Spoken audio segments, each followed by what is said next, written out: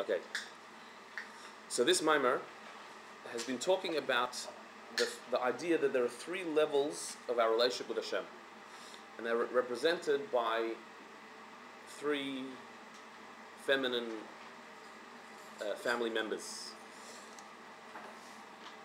Biti, Achoisi, and Imi. There's a medrash that says that Hashem calls us His daughter, He calls us His sister, and He calls us His mother. What does this mean? How are we Hashem's daughter, sister, or mother? So the Alter Rebbe explains that there's three modes of avodas Hashem. One of them where the daughter who receives from Hashem, one of them where the sister who is on par, equal level with Hashem, and one of them where the mother who gives to Hashem. What are they? Mitzvahs, Maisius, doing the act of mitzvahs, learning Torah, and having Mesiras Nefesh, giving our lives up for Hashem. When we do mitzvahs, we're like the daughter. When we learn Torah, we're like a sister. And when we have Mesiras Nefesh, give our life for Hashem, we're like the mother giving to Him. How so? So we explained that a mitzvah, when you do a mitzvah, you are on the receiving end. The mitzvah is something that not you made up, but Hashem gave you. And when you do a mitzvah, you draw down a divine light into the world. But that divine light you're drawing down into the world is not something that you really initiated, you created, you came up with. Hashem has made it that when you do this act, I'm going to send you divine light. It's not that the mitzvah that you did is such an amazing thing, such an achievement, that it causes Hashem to come into the world. It's that Hashem made it that way. He decided that that's a mitzvah. And therefore that mitzvah draws down divine light. You're completely on the receiving end, you're getting a gift. Hashem's telling you to do something, and then when you do it, He's showering you with divine light for you and for the entire world. So therefore you're the daughter who's receiving. Biti.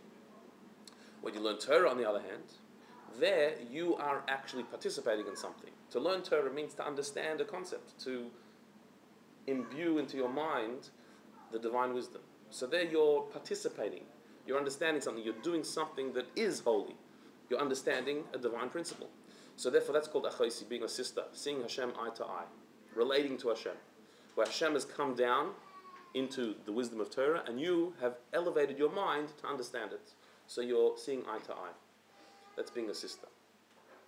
Then Mesiras Nefesh is where you're actually giving something to Hashem. That to have Mesiras Nefesh means to give your life up completely for Hashem. That's something that is so out of the box, so off the charts, such a complete giving over of self that Hashem receives something from that. Like it says about the Yidden at Har Sinai, when they said Nasa v'nishma, they were completely giving themselves over to Hashem. Nasa v'nishma, whatever you say, we're going to do. That was an act of Mesiras Nefesh, a form of Mesiras Nefesh. We're giving ourselves over to you completely. By saying that, the Medrash says that we gave Hashem a crown. Not just we received the crown, but we gave Hashem a crown. We crowned Him. And that's what it means, Atar She'itla Imo, when it says in Shir HaShirim, the Song of Songs, that there was a crown that his mother gave him. It's referring to the Jewish people who gave Hashem a crown by having Mesiras Nefesh, by giving ourselves over completely to Him. We're actually giving Him something like a mother feeds the child. They're the three levels of avodas Hashem. Now we explained that it would seem on the surface, at first glance, that the pecking order, the hierarchy is that being a daughter is the lowest, doing a mitzvah. Higher than that is learning Torah, and even higher than that is having a Mesiras Nefesh. Being a daughter, sister, and mother, that seems to be the order.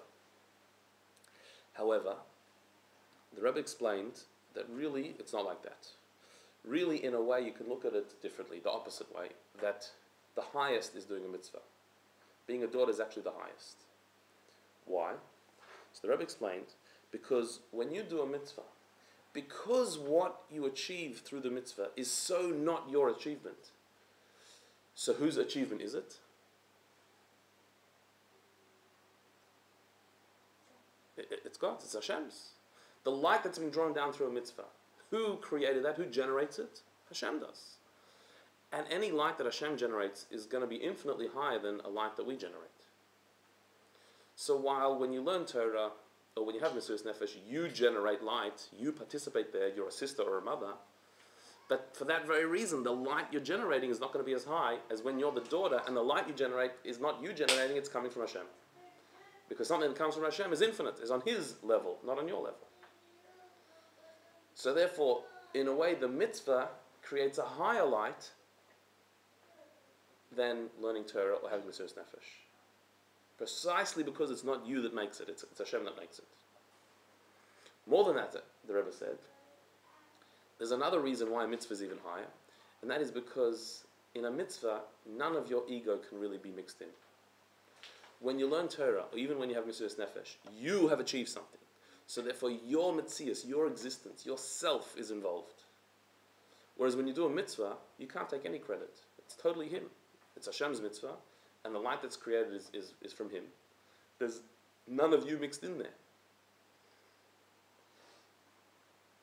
And therefore, because there's none of you mixed in there, there's more room for the divine light. So You did it, yeah, you did it. Can I ask though, But you can't take credit for doing it. Why not? Because You didn't create the opportunity, you didn't create what results from it, but you actually did it. It would be nowhere without you. And without, your free choice of making that decision to the mitzvah. You could have left the coin in your wallet and not giving it to the poor person. Right. But who gave you the wallet? Who gave you the hand? Who gave you the coin in the first place? There's nothing there that is actually yours. There's nothing that's your achievement. You haven't added anything to it. It's simply the divine will. Whereas learning Torah, you can say, okay, but I had to understand it. Yes, Hashem gave me the intellect, but I had to actually understand it. It had to become mine. What's the difference between the intellect God gave you and the money your wallet God gave you? Because intellect, I can't force you to understand something. I can't. I might decide that you're going to understand something. That's nice, but you might not. Right. You have to understand it. Yeah. So that's coming from you. Whereas action, I can force you to do something. Mesiras Nefesh, though, isn't it the sacrifice of the self? So isn't it the opposite of ego? So Very good. That's where we're up to. Okay. That hang on a minute. The Rabbi just said that doing a mitzvah is egoless, whereas having Mesiras Nefesh is egotistical. I mean, that's a bit extreme way of saying it, but the Rebbe said there's less ego in a mitzvah than in Mesiras Nefesh. Mesiras Nefesh is completely giving yourself over, dying for the cause. That's egotistical, that's self-centered, that's coming from you. That's complete egolessness. That sounds much more egoless than doing a mitzvah. That's what we're up to now. And the Rebbe is going to explain now in an amazing way why it's not that way. Yeah? With me? The Rebbe's going to explain that it's not which way? That indeed a mitzvah is less ego than Mesiras Nefesh. Right, okay. Have a look in Dalit. We're up to Dalit, page Reish Pei Hey. There's Dalit. So the Rebbe starts with a question that you just asked. V'tzarech lahavin dekivin she'imi hi avodah Mesiras Nefesh. Since we just defined Imi, being the mother, is the avodah of Mesiras Nefesh, of complete self-sacrifice, giving your life for Hashem. The Mesiras Nefesh hu inyan bittul. Mesiras Nefesh is by definition bittul, self-nullification. What greater self-nullification could there be than dying for the cause, giving your life? Ubefrat lefi hamuva la'el, b'siv beis, the hatar she'itlu Knesset Yisrael imay l'kadosh baruch hu al yidei shektuv nas l'nishma. And particularly based on what we said earlier in the Maimon, that the crown that Hashem's mother gave him is referring to the Jewish people by saying Nasa before Nishma. We will do whatever you want before we even know what it is. That created a crown for Hashem. Shabitul dakramas Nasa l'nishma hu bitul dil ba'al haratzon. Meaning the bittul of Mesiras Nefesh, which is exemplified by Nasa v'Nishma, we're going to do whatever you want. We're in your hands completely. It means we don't even know yet what you want, but we are nullified to you, to the Ba'al HaRatzon. We're not just saying we've heard what you want and we're going to go with it. We like what you're saying. We are nullified to you whatever you're going to say. We don't even know what it is yet. We're completely yours. That's complete bittul. That's total self-nullification. And certainly Mesiras Nefesh, in the literal sense of giving your life, that's bittul. There's no greater bittul than that. So umaya maila bittul de biti ala bittul de imi. How could you say that there's an advantage in the bittul, in the self-nullification, in the egolessness of being a daughter and doing a mitzvah, over being the mother and having Mesiras Nefesh. How can we say such a thing? That's the question. So when we talk about Hashem's crown, that was Hashem's crown given to him by us when we said Nasa V'Nishma. Yes. Yeah, I just want to clarify. There were two crowns we received. Yeah. One for Nasa, one for Nishma. And there was a third crown we gave him because we said Nasa before Nishma. Okay. So listen carefully, this is how the Rebbe explains it. How is the bittul of a mitzvah higher than the bittul of Mesiras Nefesh? V'yesh lo emer b'zeh. Shabitul dakdamas nasa l'nishma hu sheYisrael kibro leim el malchus shamayim. The bittul of nasa v'nishma, the nullification, the egolessness, what was it? It was that the Jewish people accepted upon themselves the yoke of heaven. We said that we will accept whatever you say. So who's doing it? We. Who are the ones that came up with Nasa v'Nishma?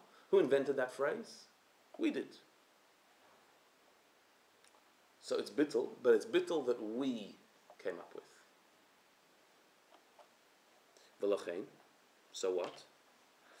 Afsha bittul lekabbalas el malchus shamayim hu loy rak b'negei lekoach ha'maaseh shaloi sheyaseh kol ma sheyitztava ela gam be'etzem mitziyusai. Even though that bittul was so thorough, was so complete, it wasn't just we're saying we're going to do whatever you say. What we were saying was we define ourselves as beings who do whatever you say. It's not just we're going to follow what you say. We have no will of our own. We're going to do whatever you say. It's a complete thorough bittul that permeates our entire existence. We're totally nullified, aligned with the divine will. That's what Nasa v'Nishma meant. So indeed, that is a very complete bittul.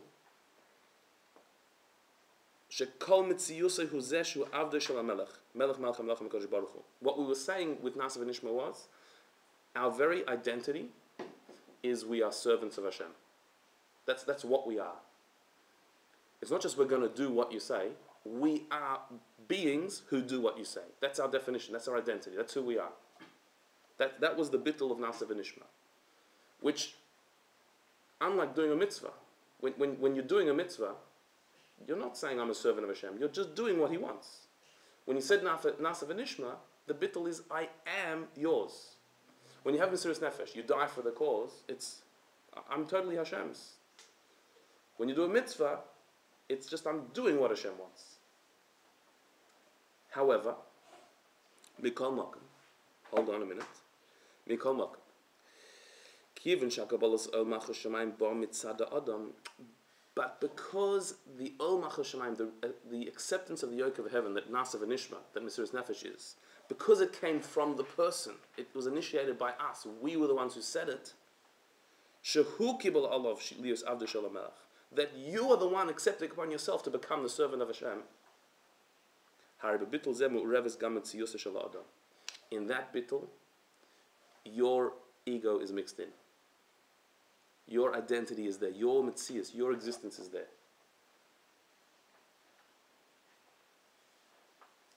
And the same applies to Mesiras Nefesh, giving your life for Hashem. Because when you give your life to Hashem, why do you do that? Because that's the nature of your soul. That's what your soul wants. It's you.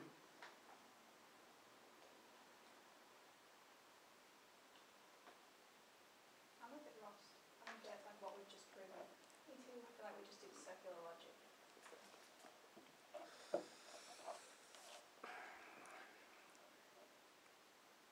So this is the vart of the mimer. This is the crux of this mimer. This is the chidush.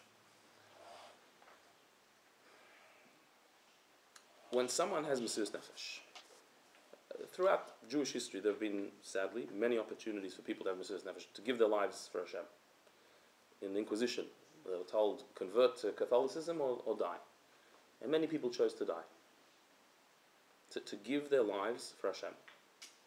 That's absolute, literal Mesiras Nefesh. So, you can't say about a person who did that there's an aspect of their lives that they're dedicating to Hashem.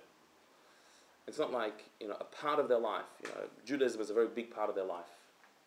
No, it's their whole life. It's everything. They're completely giving their life to Hashem. They're dying for the cause. So that is an extremely thorough bittul, nullification, surrendering to Hashem.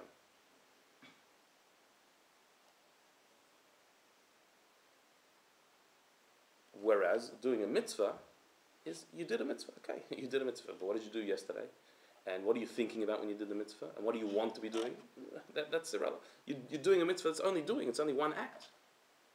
It's only a part of you doing a mitzvah.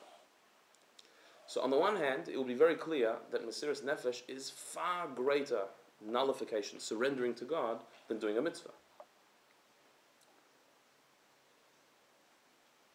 But there's something about Mesiras Nefesh that makes it not complete bittul. And that is that it comes from you.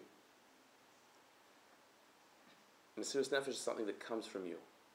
Because why does a Jew give his or her life for Hashem? Why? Because they couldn't otherwise. Because their soul is one with Hashem. And a neshama cannot be disconnected from Hashem. So when you offer a neshama to disconnect from Hashem or to die, there's no choice. It's an obvious, it's a no-brainer. Like a soul has to be connected to Hashem. The nature of our soul is to connect to Hashem. In fact, to want to connect to Hashem, to want to lose ourselves in Hashem. That's the nature of the neshama. So what makes you do Mesiras Nefesh? You. It comes from you. On the other hand, what makes you do a mitzvah? You could say the same thing, that your soul No. wants to connect to Hashem, so it does a mitzvah because that's how it connects to No. Your Hashem. soul is No. Hashem. Your soul wants to connect to Hashem. Doing a physical act, what was shaking a branch, lighting a candle, your soul doesn't want to do that. Your soul wants to be connected to Hashem. That's how we do it. Who says? Well, who says getting your life is connected Huh? to Hashem? Oh. Sure. When you die, where are you? Hashem. When you light Back. a candle, what are you doing? Mitzvah. Who says? Hashem, the same guy that said No, we'll be there when we no, die. no. You don't need Hashem to tell you that when your soul leaves the body, it goes back to Hashem. That's the whole reason the soul is disconnected from Hashem is because it's in a body. The body is the whole problem. The physical world is the whole problem the soul has. The soul wants to be connected to Hashem. The soul wants to be connected to Hashem. Correct. How do you do that? By getting out of this world, getting out of this body, going back to where we came from. So the soul wants to leave this world. So you come to the soul and say, convert to Catholicism or die. Duh, I've been waiting for this. This is my opportunity. I want to get out of here. So what, there's a choice to become a Catholic or to die? I want to go back to Hashem. That's what I wanted all along.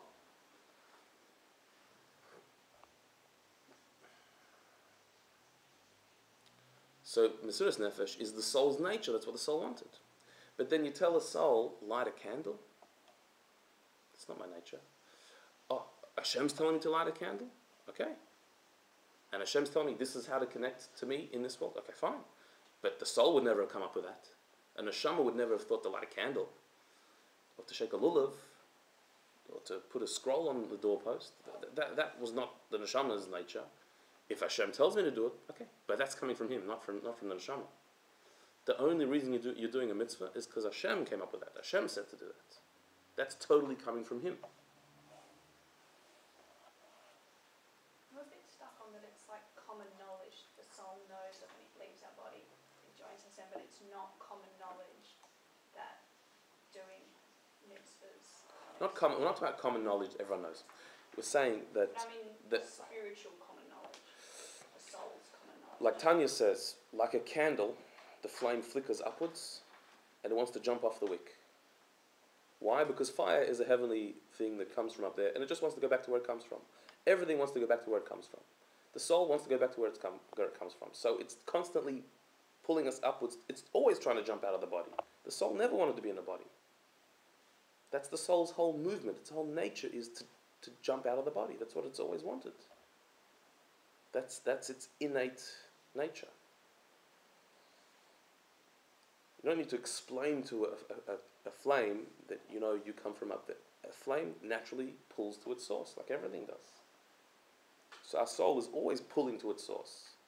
But is the question maybe that you're asking is, if the soul is always pulling towards the source, and physically the source is a mitzvah, physically to connect. No, the source isn't a mitzvah, but to connect to the source is a mitzvah. Does our soul not automatically jump towards that? Is that your question? No, that it needs to be told. That it needs to be told. The soul needs to be told that, you want Hashem? So don't go back to your source. Stay down in a body, do a mitzvah, and that will connect you to Hashem even higher and even deeper than before you were born. That's not innate to the soul. But that's news. That the soul didn't come up with. That Hashem has to tell us. Doesn't the vibrations of the soul then connect to that for the future? So maybe the first time it didn't, but the next time and the time We're talking about what is its nature. Who made a mitzvah a mitzvah? Only because Hashem said it is.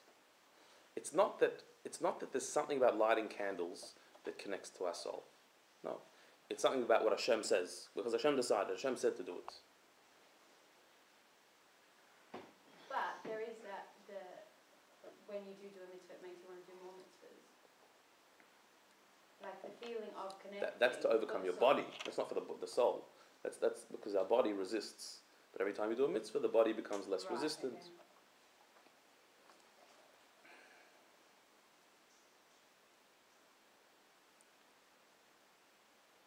Put it this way, one of the things about the Spanish Inquisition that was testified was that the people who were willing to die, who were they? Which type of Jews were willing to die? Not all Jews died. Some Jews converted to Catholicism. Many of them kept secret Judaism. But who were the ones that were willing to die? Which type of people were willing to die for Hashem? To not deny their Jewishness? Who do you think? Which category, which section of the community, which type of people were more willing to die? Least. Yes, the least one. The least what? Like the least affiliated. Was it the educated or the ignorant? Was it the mature, scholarly philosophers, or was it the simple folk?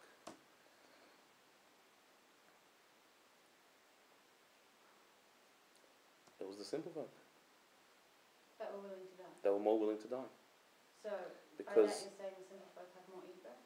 No, they're more connected with their soul. Right. They were not big philosophers with complicated calculations. Well, we'll stay alive and we'll pretend we're Catholic. We'll keep Jewish and no calculations. Their soul would not disconnect, and that was it. So what led them to Mesiras Nefesh? Not because they'd read in the Sfarim, it says in the books how great Mesiras Nefesh is. No, they hadn't read anything. They were illiterate, some of these people. Maybe they were illiterate and poor and their lives weren't so great. Can you say that? Simple doesn't mean poor. So if your life's not so great, if you're illiterate and poor and your life's not so great, become a Catholic. You'll have a great life. You can stay illiterate, but you won't be poor anymore. You'll be totally looked after. You'll have a fantastic life. That's what makes sense. They're not so used to deep to probing the depths of their soul, and therefore when such a revelation occurred, just that massive fall was so huge they could put in the butt. Or somebody who... What revelation? When a guy's gonna... there says do or die, that's when the neshama goes, oh my God.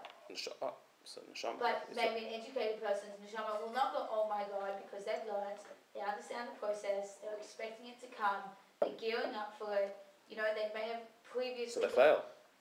They failed. I mean, yeah, they failed. But the natural inclination is to do that. What my point is that Mesiras Nefesh does not come from somebody saying, I once learned in a shir that when you're threatened with death or conversion, you're supposed to die. I think that's how it was in the shir. I can't remember. I think that's what the shir was. Yeah, okay. No, I wouldn't know what the right it's not that. is. Or it's not. They didn't have to take out. Except if they would kill someone else. They didn't say when they were offered convert or die. Let me ask my rabbi. I can't remember what the halacha is. They definitely looked at their leaders to see what was going on. They just gave their lives. A lot died because the other option was torture, and dying was better than torture.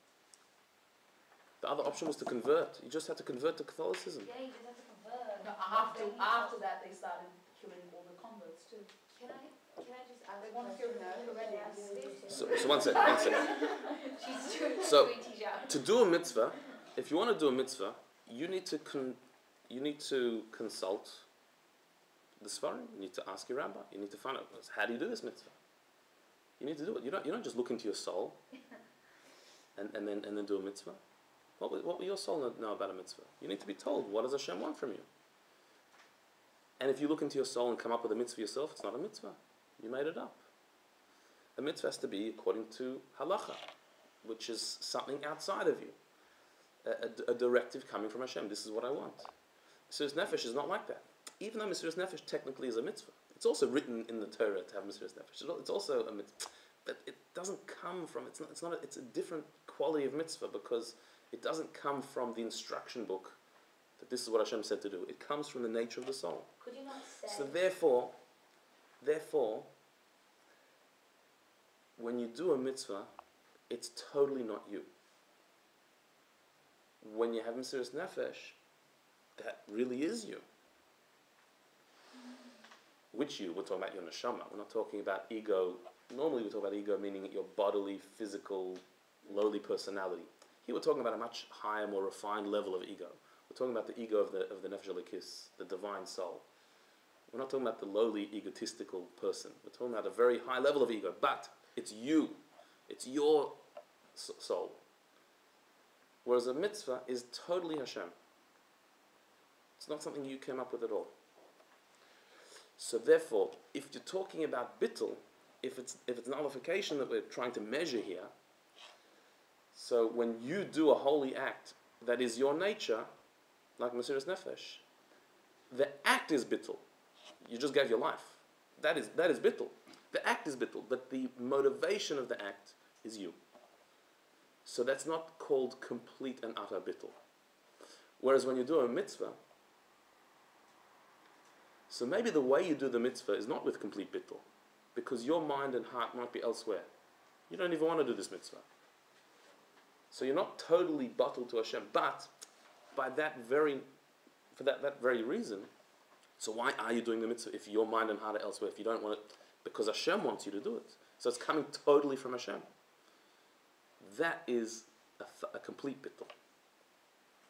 Because you're totally not doing what you want, you're totally doing what Hashem wants.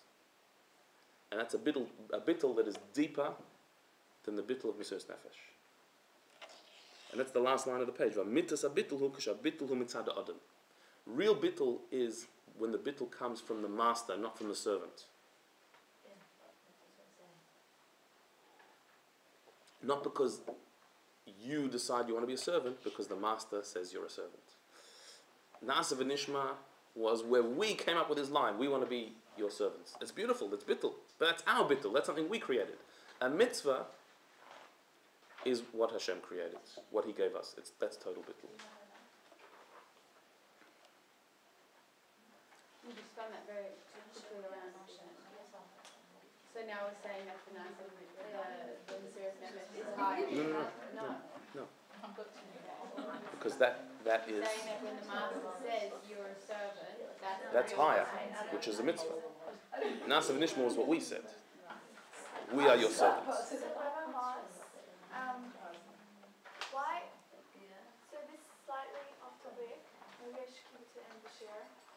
But I'll ask you anyway. So a pretty obvious question is like, if a Jew is a Jew and it's their real essence and nature to give up their lives for Hashem when placed in these situations, why did some Jews not? Like if that's their true essence. Okay, I mean the short answer is because you can act counter to your nature. We do it all the time. I mean, the true essence of a Jew is to do mitzvahs. Any time we do any aveira or transgress any mitzvah, we're doing the same thing. We're disconnecting from our essence. It's totally irrational. It makes no sense. It's something different. It's like a knee-jerk reaction, isn't it? Like when you're placed in that situation, it just reveals like the most hidden element. Well, no. in it. Some people, like I said, some people had a very calculated response. They said, well, there's either death or living. Makes more sense to live. I mean, logically, live, pretend you're Catholic, and whatever. This regime will fall apart, and we'll be back to being Jewish sometime. I mean, logically.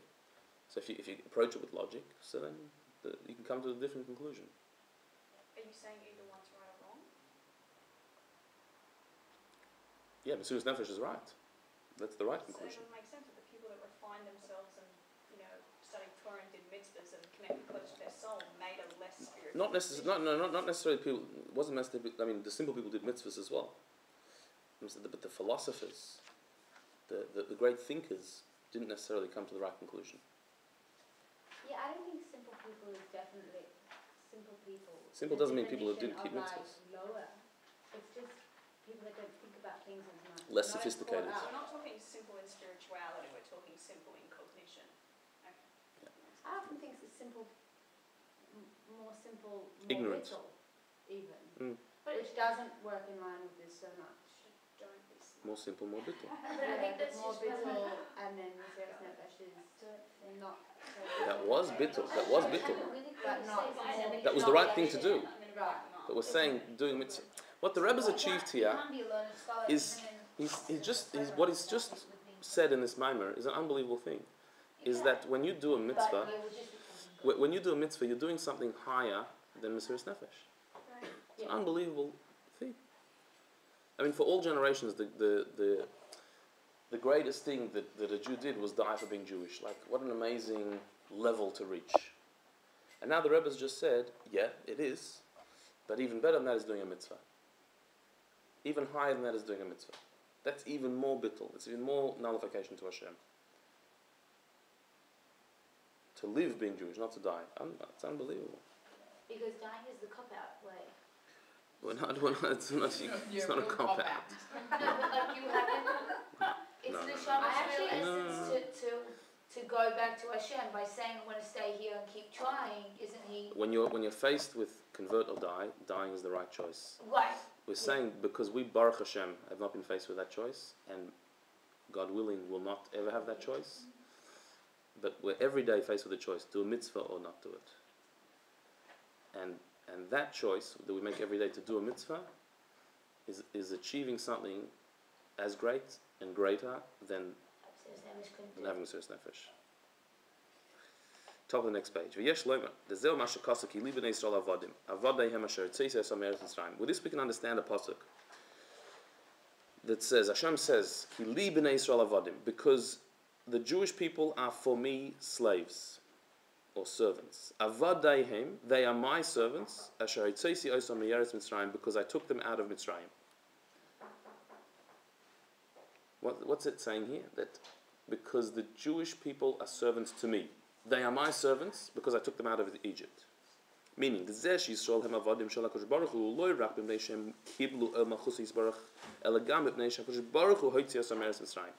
this verse is emphasizing is that the fact that the Jewish people are my servants is not just because they accepted upon themselves to be my servants, it's because I took them out of Mitzrayim. It didn't just come from them, it came from me.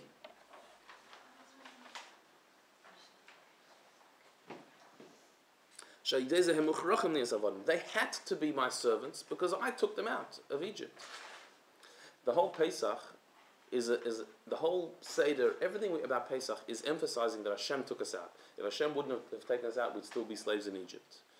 And it was Hashem, his very self, not through an angel, not through a seraph. Hashem himself took us out of Egypt with an outstretched arm. It's all about Hashem taking us out. Why such an emphasis that Hashem took us out? To say that the fact that we are servants of Hashem is not something that we chose, it's something He chose. It's not something that we achieved, it's something He achieved, and that makes it much deeper. If we be servants of Hashem because we as a people chose Hashem, okay, that takes something away from our relationship with Him because now it's coming from us. So therefore there's a bit of our yeshus, our ego mixed in. But the fact that Hashem took us out of Egypt and made us His slaves. You were slaves to Pharaoh, now you're my slaves. And He took us out. Because it came from Him, that makes us complete servants of Hashem. Because it's coming from Him, not from us. It's not what we chose. It's not just because we said Nasa v'Nishma. It's because Hashem took us out. Because it's coming from Him, it's complete. And this was even more emphasized at the giving of the Torah, when we became completely the servants of Hashem. And in note number 27, the Rebbe explains, that's why the verse we just quoted has this double expression. Ki li b'nei Yisrael avadim avadeihem. Because the Jewish people are servants to me, they're my servants. Didn't you just repeat yourself? Because the Jewish people are servants to me, they're my servants. Servants to me, my servants. It's the same thing. What's it saying? No, it's saying they're my servants, and because I made them servants. They're servants to me because I made them into servants. Not because they became servants on their own accord, because I made them into it. Which is the mitzvah element. That it's not that you're bottled to Hashem because you decided to be. It's you're bottled to Hashem because I decided you should be. Like, that's why we're the chosen people. Because Hashem That's chose right. us. That's right. The whole point of the chosenness is that it's from Him, not from us.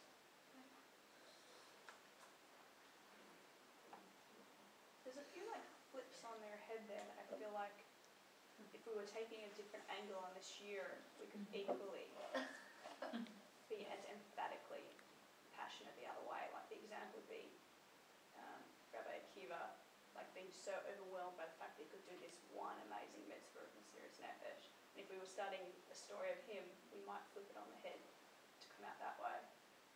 And you know, if we were really trying to talk about the power of us making choices and us and Nishma, we would flip that on the head of like, well, really the power is that we like. I just feel like we're dancing with it.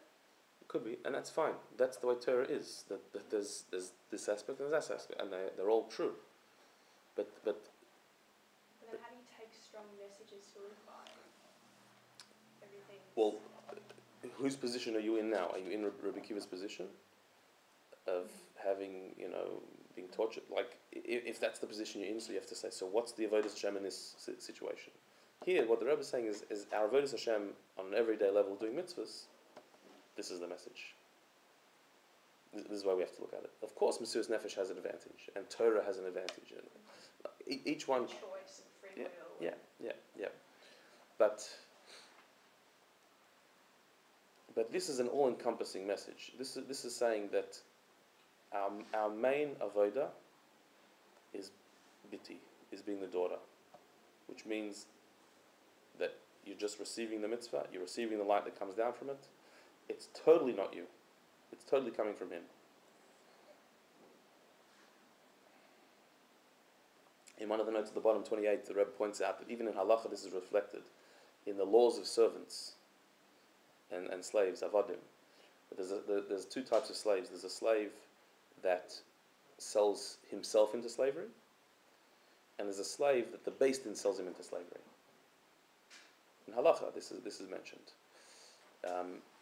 A person might sell themselves into slavery to make a bit of quick cash. You sell yourself into slavery. Sometimes it's not your choice. The Beis Din sold you into slavery. Why? Because you stole money, you couldn't pay it back, so you had to be sold into slavery to pay back your what you stole. So in halacha, a person who is sold into slavery by Beis Din is far more of a slave than someone who sold themselves into slavery. If you chose to be a slave, so how much of a slave are you already? You chose it. You wanted it. But if you were forced into slavery, you were sold into it against your will because you had to, then you're a real slave. Because it's totally not you. So that's a horrible situation to be in. But the Rebbe uses that to say, and in the laws of being a servant of Hashem, it's the same thing. Which is a deeper servant of Hashem? Somebody who decided to be a servant of Hashem? Or somebody who Hashem decided they should be a servant? If it comes from Hashem, then you're a complete, an utter servant. You're totally, even your being a servant is a servant. Is because it comes from Him. Even your bittul is with bittul. Because it doesn't come from you, it comes from Him. I feel like you could argue the opposite in terms of the slave, because if you sold yourself into slavery and you were like 3 years down the track, you only have yourself to blame. So. But that itself, having yourself to blame, is ego. That's me. It's I put myself here. Well, where is ego in slavery? Do you know what I mean? Like, you're so much of a slave. You put yourself Right. there. Right, but who made me into a slave? Me. So who's the balabas? Who's in charge? Not you. That's the I made, definition but of a no, slave. no, because I can always say, but I put myself here. It was my choice. It serves you nothing when you're a slave. Practically, you might be right, but psychologically, this was my choice. I put myself here, so I chose to be a slave. This was my choice. Whereas when you were sold against your will, even being a slave is not yours. You don't have anything to hold on to. Well, that's exactly right. Even being a slave is not yours, so you're not more of a slave. Mm. You're less of a slave. No, you're so much more of a slave because even being a slave was not something you chose. Right. So you had no say in it.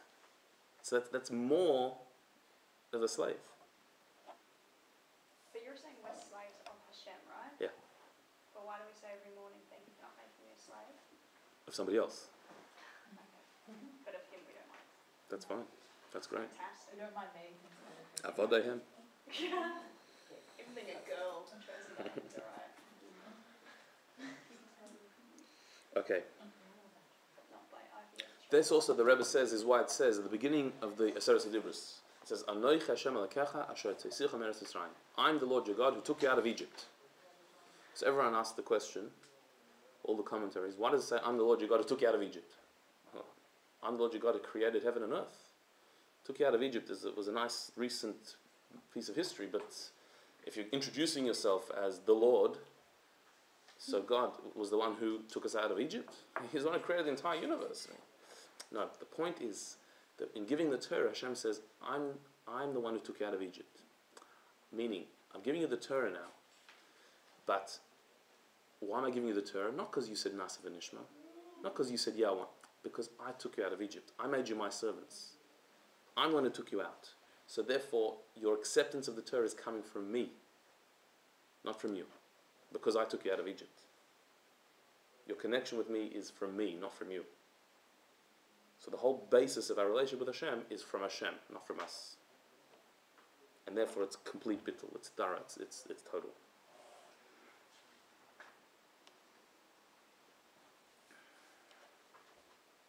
Can I ask you a question? Yeah. When you talk about like the basis of our relationship is coming from Hashem, but don't we learn that nothing makes Hashem happier than when we choose Him and initiate or choose Him? So when we talk about a higher level of light or a higher level of like Hashem, wouldn't Hashem's happiness and like That's Hashem's happiness, correct. But here we're talking about how much light we bring into the world. right, so the pure light. What brings more light into the world? The more bittul there is, the more light there is in the world. Yeah. And so a mitzvah does that. Let's go into Hay. So now we understand the advantage of the bittul of being a daughter, doing mitzvahs, over the bittul of being a mother, having Mesiras Nefesh. Even though the bittul you have when you do a mitzvah is just that you're doing a mitzvah. You're bottled to Hashem in your action, in your behavior. You're doing what Hashem wants. You're doing what Hashem has commanded. But when you have the bittul of the mother, imi, it means your entire being is bottled to Hashem. Like we said with Nasiv and Nishma is I'm totally given over to you. Or Mesiras Nefesh is I'm dying for you. So how can the bittul be greater in biti than in imi? So we said,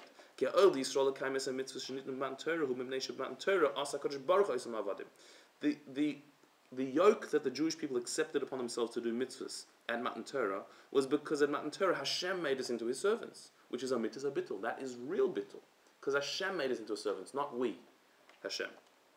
And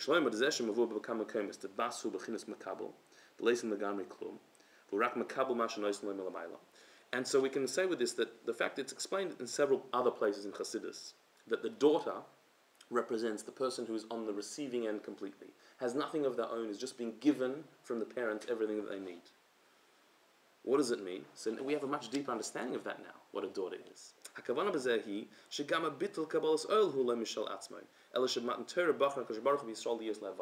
What it means here is we're receiving everything, even the bittul.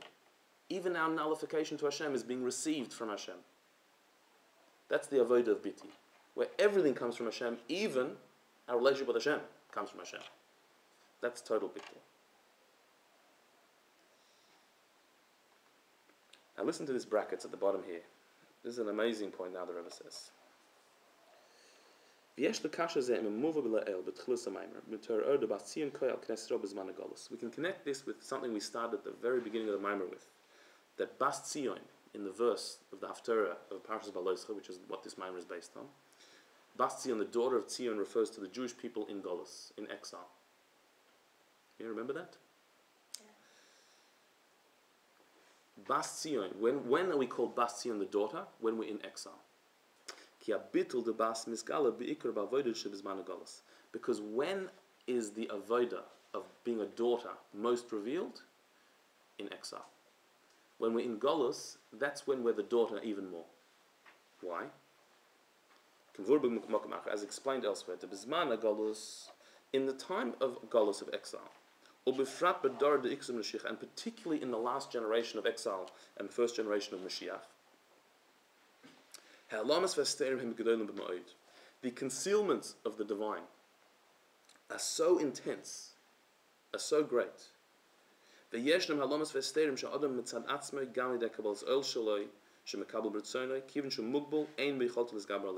the point where there's such concealment of the divine, spirituality is so hidden at this time in history that there are some challenges, there are some obstacles to serving Hashem that it would not be possible for a person using their own power, even a willingness to give themselves to Hashem, they would not be able to overcome these challenges because a human being is limited.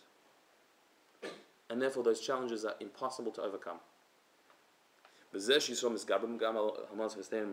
the fact that the Jewish people are able to overcome these challenges and these obstacles, it's because our bittul to Hashem is not coming from us, but it's coming from Him. Because Hashem chose us to be His servants. And in front of Hashem there are no limitations. What do we just say? So you're saying like in Gullus, the fact that we can survive Gullus is just because of Hashem? Yeah. Just because we're totally bottled to Hashem. Yeah. Again, in times of Gullus, when there's no revelation, things are different. When there was a Beis HaMikdash, when there was revelation of Hashem, so to serve Hashem came more from us. Ironically, because there's revelation, so therefore we felt a closeness to Hashem. So to serve Him felt good, so we did it. Now in Golus, in exile, where Hashem is hidden, so we don't feel any yearning, like any connection, any closeness, any revelation. We don't see it. So how come we're still keeping mitzvahs? Must be because He made us into His servants.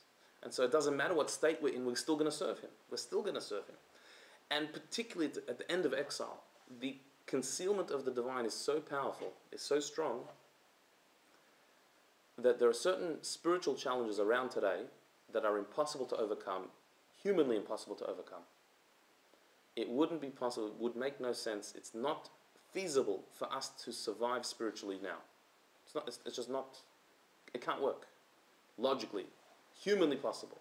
And the only reason why we are surviving and we are still able to overcome this darkness is because Hashem made us into His servants, and therefore the powers that we are tapping into are not human powers which are limited, but divine powers which are unlimited.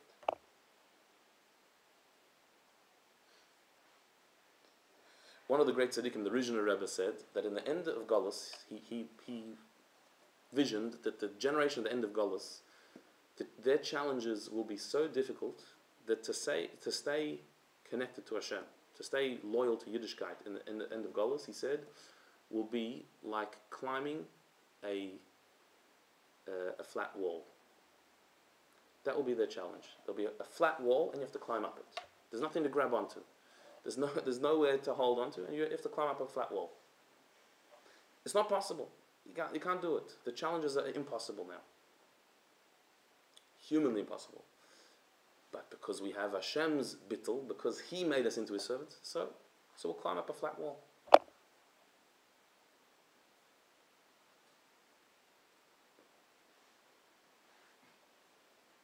There'll be like an iPhone app for it or something. That just makes it harder. Can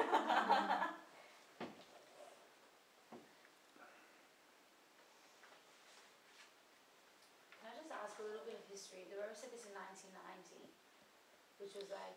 When he said it in 67, it was printed in 1990. Yeah, it was printed in 1990. Was there, like, this is a really massive thing, but it was probably said, like, it was probably made big earlier when he said it. Yeah. Did he, like, was there opposition to this? Like, what happened? Like, there was kind of saying that Mesiras Nefesh is like, you know, doing the mitzvah is higher, on a higher level than Mesiras Nefesh. Well, this is a theme. There's a theme that runs through much of the Rebbe's Torah. Yeah. Is that our generation, what we achieve, is higher than any generation before. And he proves it in many different ways. This is just one of the ways that he proved it. Did it meet with opposition? He always did. Yeah, I'm sure there were people who philosophically did not agree with this. So much Torah opposition at the time. He just came out with such revolutionary ideas for like Yiddishkeit. Like, it's just so beyond. Mm-hmm. Yeah. Yeah. So this last point that the Rebbe is making here is that when we've already established that the highest level of serving Hashem is as bas, as the daughter. And when is that level most revealed? Now.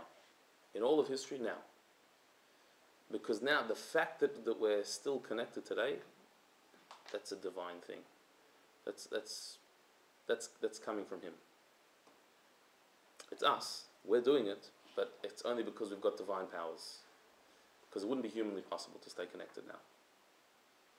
And so what's displayed now at this point in history more than anything else, when a Jew does a mitzvah today, it's just got to be divine. It makes no sense otherwise. And the Rebbe said this idea generally about Jews. I'm not just talking about from Jews here. The fact that Jews still do mitzvahs and still want to be Jewish and still connect in their way, whatever that may be, it can only be explained with divine power. Like, how does Yiddishkeit still reach these Jews? It's coming from Hashem.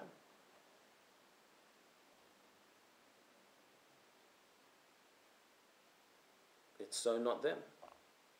And so therefore the mitzvah that a Jew does today is more powerful than a mitzvah of ever in history. It's even more powerful than the Mesiras Nefesh of history.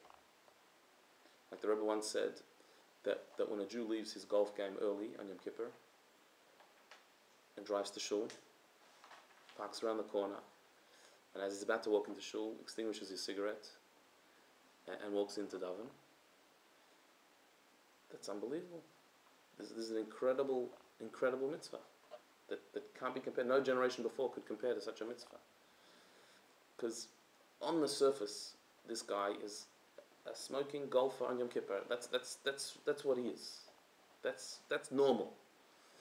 And he stopped the golf and he extinguished the cigarette to go to shul. How do you explain that? That's even higher than Mesiras Nefesh. Because it's totally Hashem being revealed there. And so that's that extreme case. The same thing. So a Jew should stop and decide, I'm going to make my kitchen kosher. Like there are Jews today who are kosher in their kitchens. It's unbelievable. Like today, now, like still. And the Jews are starting keeping Shabbos. And there are people who are taking upon themselves new mitzvahs and starting to learn more. And people who are making achlatas that they're going to dress better, more appropriately. Today, like still, like even now, when you don't have to, when there's no, who asked you to? Like what? People are still doing it. Who asked this guy to stop his golf game? It could only be Hashem. There's no peer pressure anymore. There's no social pressure. There's no external thing. There's no anything goes. You can do whatever you want. So who is making you do it? It can only be Hashem. It can't be coming from anywhere else.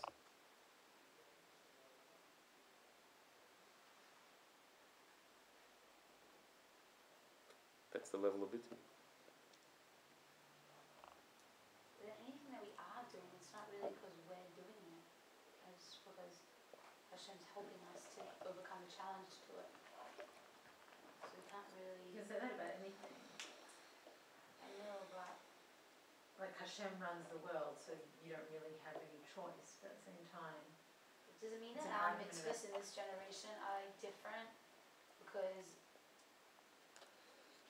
It's not. This is not saying that you don't have free choice. It's saying that where is it coming from? It's coming from a place beyond you. You are of course making the choice to do it, but where do you have the strength to do it? Right. Where are you? What are you tapping into to make that choice? It's a strength that's beyond you. It's an infinite power.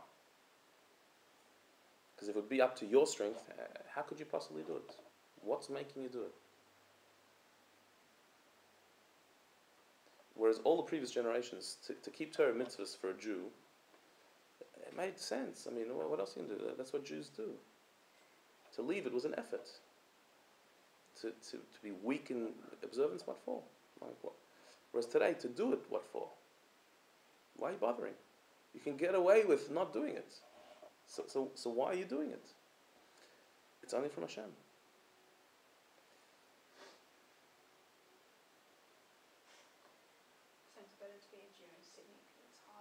Much better. Much better. Yeah. On film. Much better. If you're talking about bringing the revelation of God into the world, absolutely. Here's the best place to do it.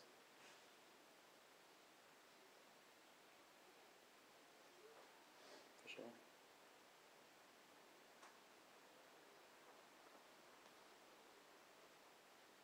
I also think that possibly like this kind of idea can help relieve like Jewish guilt in terms of like Totally. Whatever you do, you're doing great. Just don't smoke in shul. As long as you put it out before you step in. on that level, yes, but because the mitzvah is not, it doesn't originate within us, the fact that like when we put a coin in the tzedakah box and don't have this amazing connection, we shouldn't feel guilty about that because it originates outside from us. Right. So, yeah. I don't know if that's why I thought. Right.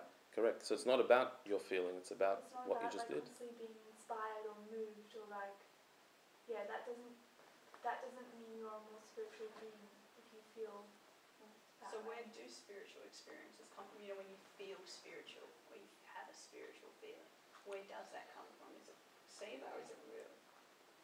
It could be either. Sometimes real, sometimes not. But it's not what it's all about. It's good. And to feel something is good because that means you're bringing the divine experience into another layer of your personality. So it's good. It's good. But it's not what it's all about. It's not the litmus test. So was this really mitzvah or not? Well, I didn't feel anything. Okay? So it doesn't take away from the mitzvah. The mitzvah is the mitzvah. Your feeling is an accessory to the mitzvah. But when you feel something without a mitzvah, you know, you can also do that. There are plenty of different ways of feeling spiritual. It's not a mitzvah. It's not divine.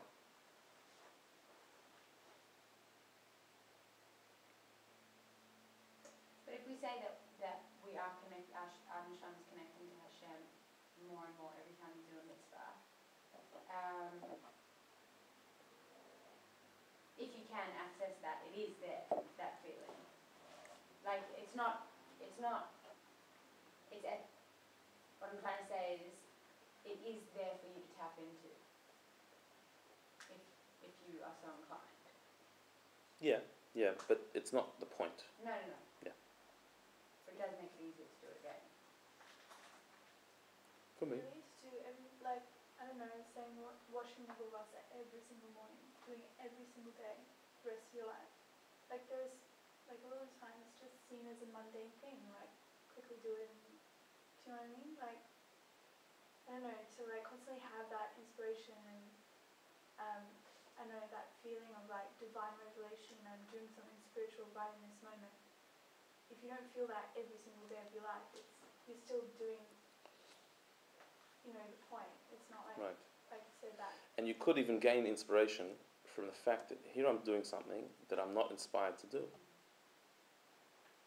That itself is quite inspiring, because it's obviously not me. It's something higher. Like I'm really connecting to something higher. There's no other explanation. So does that mean you can't say that the more religious or the closer you feel like you're coming to Hashem, the closer you feel to Hashem? You can't use that as a connection or as a concept? What do you mean? So obviously we use, you know, cognition to gauge, you know, where we're at, we use visual, whatever, but with spirituality, sometimes we might use spiritual feeling as a gauge. Not always, is not the main thing, but we might use it.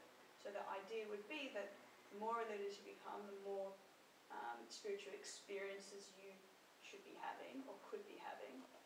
Does that not correlate? Yeah, not necessarily. In other words, if you wake up one day and you're totally not in the mood of davening, washing navel, whatever it is, you're totally not in the mood. That's not an indication that you've dropped or you haven't got anywhere. I agree, not that way, but the other way. So the good feelings, wouldn't they come more often? The more layers you peel from your Maybe not. When there's the fact you feel nothing, that could be an indication that you're ready to go to a higher level. You've been serving Hashem in a comfortable thing. Now you have to break through something to go to a higher level. So feeling nothing that could be an indication of progress. So no, it's your answer. I was comfortable with that till now. Now I'm uncomfortable, so I have to break to a higher level. So neither is a gauge that you're up or down. You know, they could both be going up. Spiritual feeling experience is just The gauge is how much you're doing.